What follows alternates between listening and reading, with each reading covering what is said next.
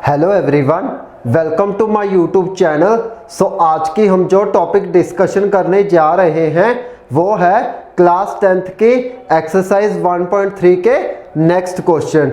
इस वीडियो में हम लोग 1.3 का थर्ड क्वेश्चन सॉल्व करेंगे जो कि है इस एक्सरसाइज का लास्ट क्वेश्चन। मैंने पिछली वीडियो में आपको इसी एक्सरसाइज के दो क्वेश्चंस सॉल्व करवा दिए थे। अगर आपने वो मेरा वीडियो नहीं देखा है तो मैंने उसका लिंक डिस्क्रिप्शन बॉक्स में दे दिया है, आप जाकर उस वीडियो को देख सकते हैं। तो चलिए देर किस बात की है, वीडियो स्टार्ट करते हैं। तो हमारी आज की जो एक्सरसाइज 1.3 है वो स्टार्ट होगी थर्ड क्वेश्चन से। So third question is prove that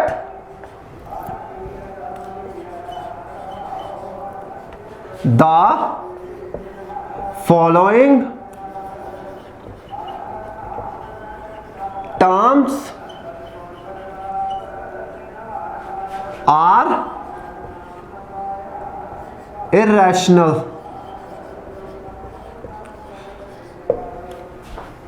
okay, इसका फर्स्ट पार्ट है 1/√2। इसका जो फर्स्ट पार्ट है वो है 1.1/√2। हमने इसको क्या प्रूव करना है कि ये जो नंबर है वो इरेशनल नंबर है। हम लोग कैसे इस क्वेश्चन को सॉल्व करेंगे, सिमिलरली जो पिछले क्वेश्चंस में हम लोग करते आ रहे हैं। और स्टार्ट करते हैं। इसको भी क्या मान लेंगे हम लोग, रैशनल नंबर। तो ये हो गया solution. Late us assume that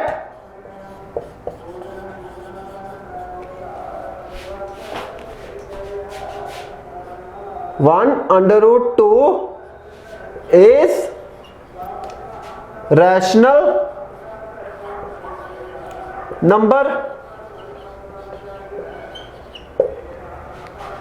okay, तो अगर ये रैशनल नंबर हमने एज्यूम किया है तो क्या होगा, इसको हम P/Q की फॉर्म में रिप्रेजेंट कर सकते हैं। ओके, अगर ये रैशनल नंबर हमने इसको कंसीडर किया है, अगर हम P/Q की फॉर्म में इसको रिप्रेजेंट कर देंगे तो कोई एतराज तो नहीं है ना। तो हम लोग लिखेंगे 1/√2 इज इक्वल टू G/H। इस एक्सप्रेशन को इस तरीके से लिख सकते हैं क्या कि √2 इज इक्वल टू H/G। मैंने क्या किया, इसका रेसिप्रोकल कर दिया। तो हमारे पास क्या आ गया, where G and H are two co-prime numbers।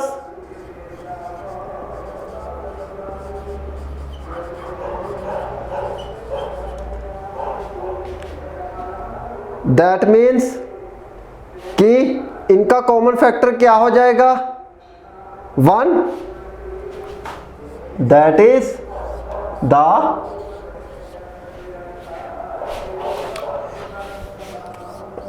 Common factor of G and H are 1।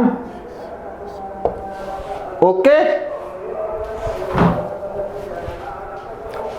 तो आप लोग क्या कीजिए, पहले इतना सा ही आप लोग इसका स्क्रीनशॉट ले लीजिए। आपके पास 1 मिनट है, हम अभी आपको इसकी आगे की चर्चा करते हैं।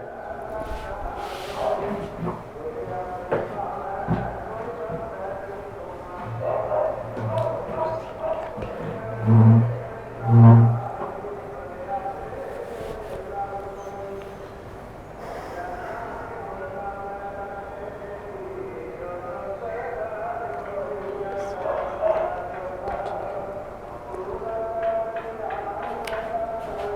होप आप लोगों ने स्क्रीनशॉट ले लिया होगा।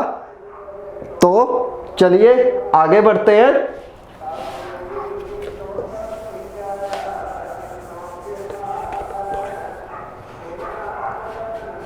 इस एक्सप्रेशन को मान लिया इक्वेशन नंबर 1।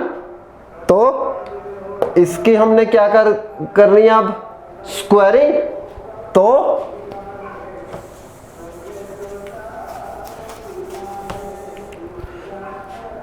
ये स्क्वायरिंग करेंगे तो क्या आ जाएगा, अंडर रूट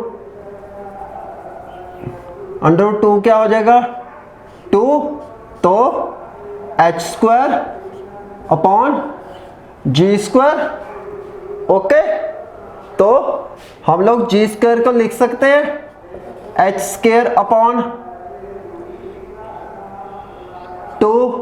तो ये एक्सप्रेशन क्या शो कर रहा है कि ये शो कर रहा है कि जो 2 है वो h स्क्वायर को डिवाइड कर रहा है, और उसके बाद अकॉर्डिंग टू फर्स्ट थ्योरम कि ये जो 2 है वो h को भी डिवाइड कर देगा। ओके, तो that is 2 divided bye h square, then 2 is also divided by h according to theorem 1.3। Okay, तो अगर 2 h स्क्वायर को डिवाइड कर रहा है तो 2 h को भी डिवाइड करेगा। तो हम लोग इस वाली लाइन को कैसे रिप्रेजेंट करेंगे, हम लोग ऐसे लिख सकते हैं क्या कि h upon 2 is equal to k। Okay, similar process करना है जैसे हम लोग पिछले क्वेश्चंस में कर रहे थे।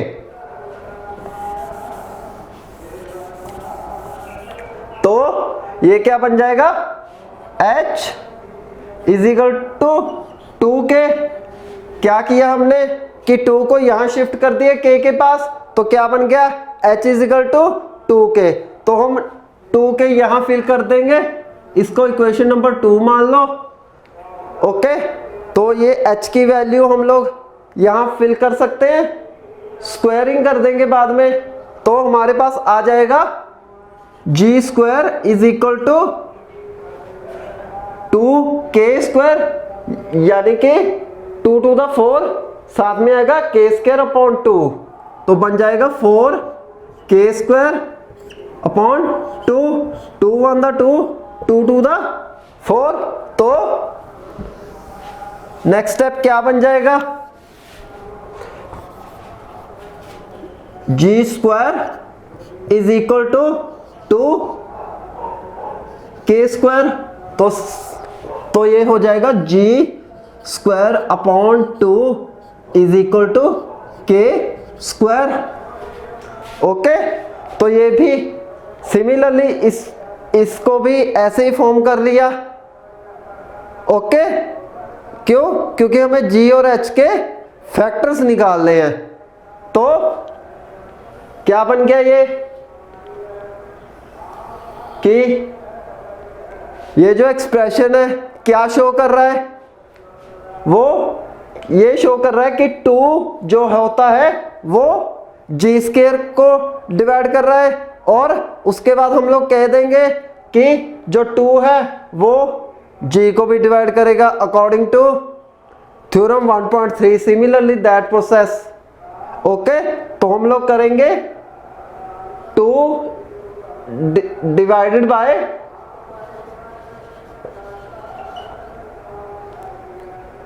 जी square, then 2 is also divided by G, तो हमारे पास जी और एच का क्या फैक्टर आ गया 2, बट जी और एच क्या लिए थे हमने, को प्राइम नंबर लिए थे ना, तो उसको हम क्या कहेंगे कि को प्राइम नंबर में क्या एग्जिस्ट होता है, जिनका कॉमन फैक्टर 1 होता है। अगर कॉमन फैक्टर 1 होता है तो वो जो हमने अजम्पशंस एज्यूम की थी ना, तो वो क्या हो गई इनकरेक्ट। तो then common factor of G and H are 2, but this contradicts that the common factor of G and H are 1. So our assumption is incorrect. Okay, तो हमारे पास जो √2 होगा इज इरेशनल नंबर। वो तो हम सबको पता ही है कि 2 क्या होता है इरेशनल नंबर। अगर 2 इरेशनल नंबर हो गया तो जो हमने थर्ड क्वेश्चन का फर्स्ट पार्ट किया था ना 1/√2, वो भी क्या हो जाएगा इरेशनल हो जाएगा। तो hence 1/√2 is irrational number. Okay, तो अब आप लोग क्या कीजिए, आप लोग इसका अगर स्क्रीनशॉट लेना चाहते हैं तो ले लीजिए, आपके पास 1 मिनट है। हम नेक्स्ट पार्ट की अभी चर्चा करेंगे।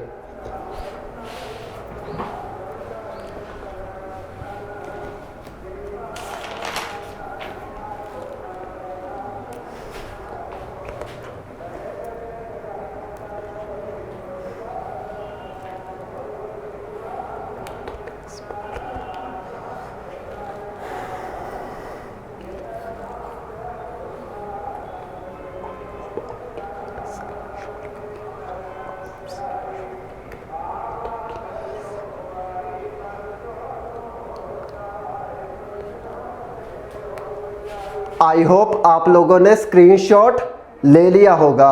अब हम लोग सॉल्व करेंगे सेकंड पार्ट, जो कि है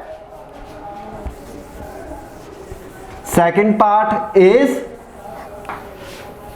7/5।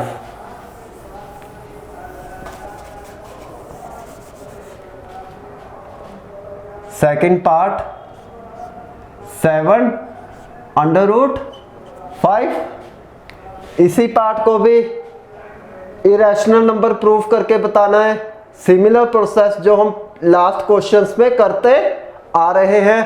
तो कैसे स्टार्ट करते थे हम लोग, स्टार्ट कैसे करते थे कि हम लोग क्या लेते थे, किसी भी नंबर का इरेशनल एज्यूम कर लेते थे। क्या कर लेते थे कि किसी भी नंबर को रैशनल नंबर मान लेते थे। तो हम लोग लिखेंगे let us assume that, solution लिख लो, late us assume that 7/5 is irrational number, rational number। हमने क्या ले लिया कि 7/5 को रैशनल नंबर एज्यूम कर लिया। तो अगर ये रैशनल नंबर हमने एज्यूम कर लिया तो इसको P अपॉन Q की फॉर्म में रिप्रेजेंट किया जा सकता है ना। तो 7/5 is equal to A upon B। Okay, तो हमारे पास A और B क्या था, where A and B are two positive integer।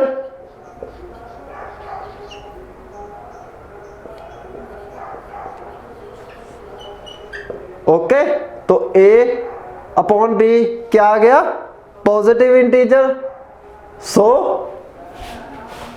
ये जो एक्सप्रेशन है इसको मैं ऐसे रिप्रेजेंट कर सकता हूं कि 5/A/7 इंटू बी, यानी कि 7 ये रहा, यहां था पहले वाले एक्सप्रेशन में, मैंने क्या किया 7 इस बी वाले को शिफ्ट नीचे कर दिया, ऐसे कर सकते हैं ना।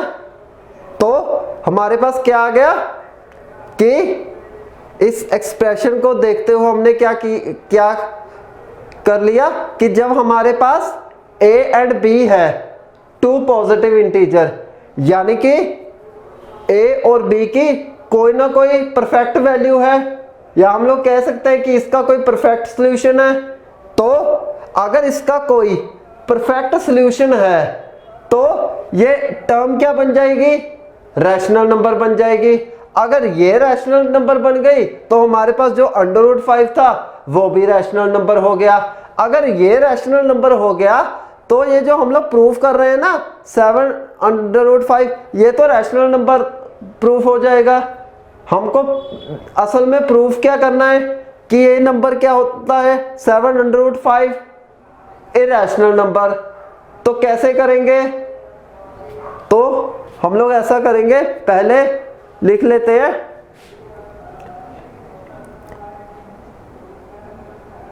That is A and B are two positive integer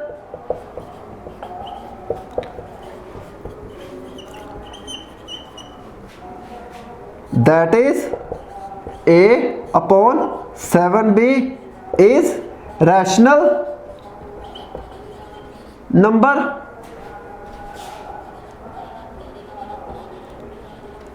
okay, then √5 is also rational number। तो क्या हुआ कि A एंड B क्या थे, दो पॉजिटिव इंटीजर थे, यानी कि उनकी कुछ ना कुछ वैल्यू थी। अगर उनकी कुछ ना कुछ वैल्यू थी तो ये जो हमारे पास आया A/7B ये क्या हो गया, रैशनल नंबर हो गया। अगर ये रैशनल नंबर हो गया तो √5 था जो वो रैशनल नंबर बन गया।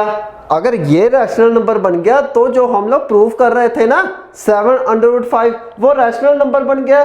बट असल में हमको क्या प्रूफ करना था कि 7/5 क्या होता है, इरैशनल नंबर। तो क्या हुआ कि हमारी जो असम्पशन थी वो तो रॉन्ग हो गई, यानी कि वो तो गलत है ना, इनकरेक्ट है हमारी assumption.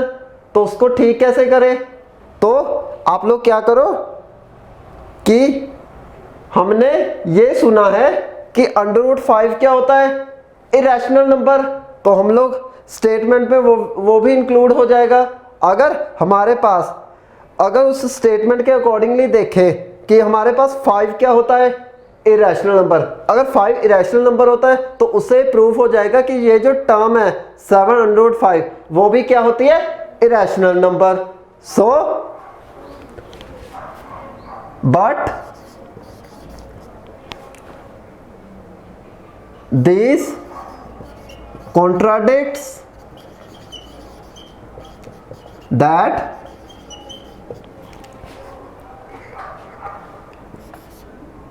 √5 is irrational number।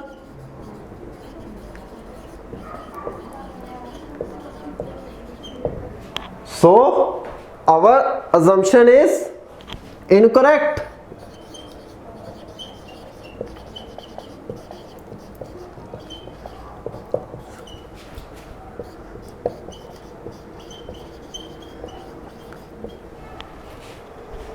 Hence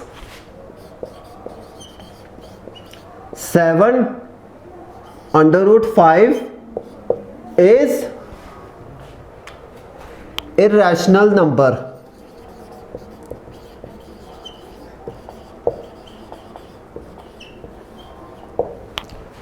okay, तो ये था थर्ड क्वेश्चन का सेकंड पार्ट। अब हम, आपके पास 1 मिनट है, अगर आप स्क्रीनशॉट लेना चाहते हैं तो ले लीजिए। आगे हम लोग इसका थर्ड पार्ट भी सॉल्व करेंगे। तो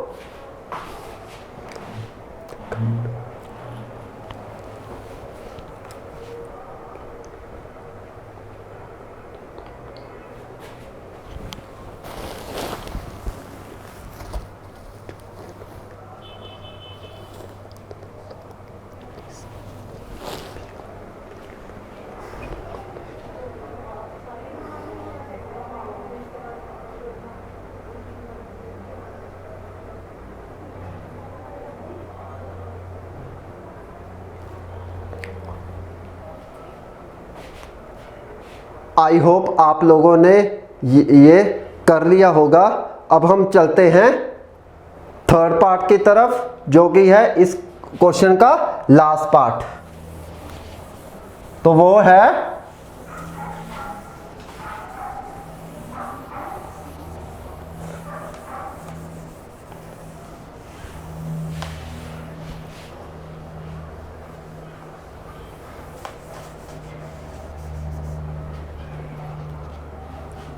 third part is 6 plus under root 2। तो थर्ड पार्ट है 6 प्लस अंडर रूट 2। इसको भी क्या प्रूफ करना है? Irrational number. कैसे करेंगे? जो लास्ट के क्वेश्चंस पे हम लोग करते आ रहे हैं। तो इसको एज्यूम कर लो rational number. Let us assume that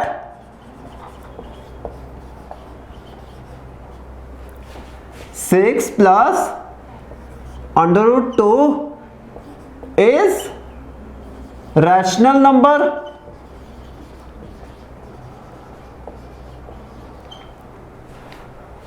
अगर ये 6 प्लस 2 अंडर रूट 2 क्या हो, क्या हमने इसको एज्यूम कर लिया कि ये रैशनल नंबर है, तो इसको हम लोग P अपॉन Q की फॉर्म में रिप्रेजेंट कर सकते हैं ना। तो हमारे पास आ गया 6 plus under root 2 is equal to M upon R, sorry N, M upon N, where M and N are two positive integer।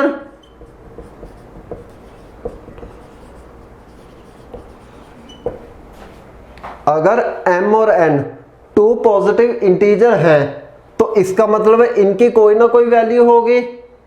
तो इसको हम लिख सकते हैं under root 2 is equal to M upon N minus 6। Okay, हमने क्या किया कि 6 को वहां शिफ्ट कर दिया दूसरी साइड पे, तो वो क्या बन गया -6। देन इसका एलसीएम ले लेते हैं। Under root 2 is equal to M minus 6 N upon M, sorry N। हमारे पास टर्म आ गई under root 2 is equal to M minus 6N upon N। हमने क्या किया? एलसीएम ले लिया। तो हमारे पास क्या था? अगर M और N टू पॉजिटिव इंटीजर्स थे, तब क्या हुआ कि ये जो टर्म थी वो रैशनल बन गई, यानी कि m-6n/n वो भी रैशनल बन गई। अगर ये रैशनल बन गई तो हमारे पास √2 क्या आ गया, रैशनल नंबर आ गया। अगर ये रैशनल नंबर आ गया, जो हम लोग प्रूव कर रहे हैं ना 6 + √2, वो क्या आ गया, रैशनल नंबर हो गया। ये तो कोई बात ही नहीं बनी। हमको असल में प्रूफ क्या करना था कि 6 + √2 क्या होता है, इरैशनल नंबर। तो that is m and n are two positive integer, that means m-6n/n is rational number।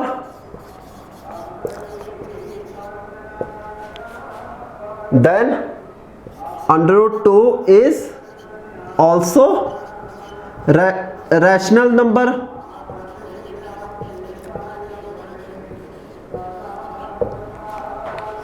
अगर √2 रैशनल नंबर हो गया तो 6 + 2 भी क्या हो गया, रैशनल नंबर। ओके, तो हमारी अजम्पशंस तो इनकरेक्ट हो गई। अगर हमारी अजम्पशन इनकरेक्ट हो गई तो उसको ठीक कैसे करेंगे, उसको हम लोग कह देंगे कि हमने ये सुना है कि √2 क्या होता है, इरैशनल नंबर। अगर √2 इरैशनल नंबर होता है ना, तो ये जो टर्म हो जो हम लोग प्रूव करना चाहते हैं इरैशनल, तो ये भी क्या बन गई, irrational number. So hour but this contradicts √2 is irrational number।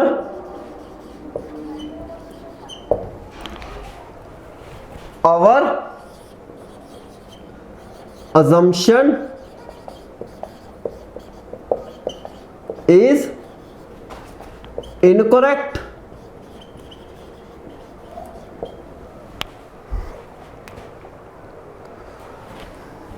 then hence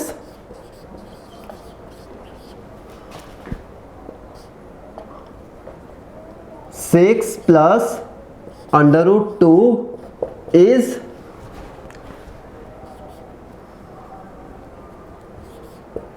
irrational number।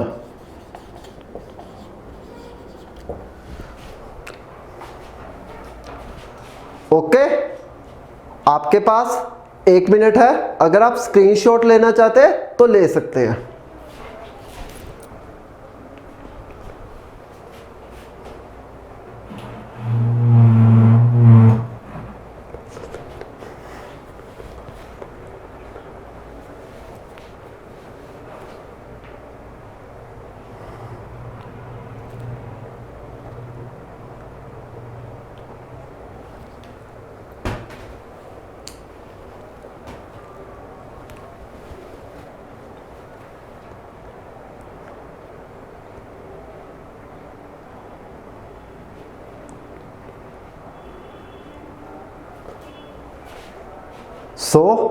इसी के साथ आज ये एक्सरसाइज 1.3 जो कि कंप्लीट होती है, और इसके साथ साथ आज की वीडियो हम यहीं पे फिनिश करते हैं।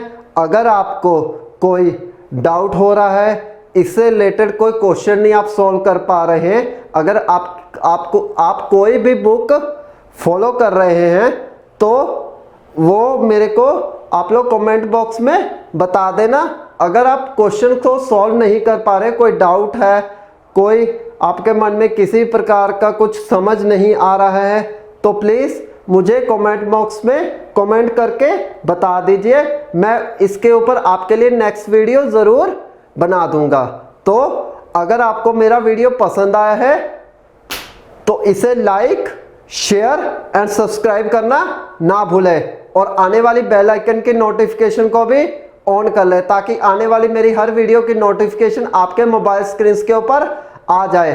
और सबसे महत्वपूर्ण बात जो मैं आप सभी भारतवासियों से कहना चाहता हूं, प्लीज मास्क पहनते रहे, सोशल डिस्टेंसिंग का पालन करते रहे और समय समय से हाथ धोते रहे। गवर्नमेंट की गाइडलाइंस को जरूर फॉलो करें। इसी के साथ love you to all, thank you very much.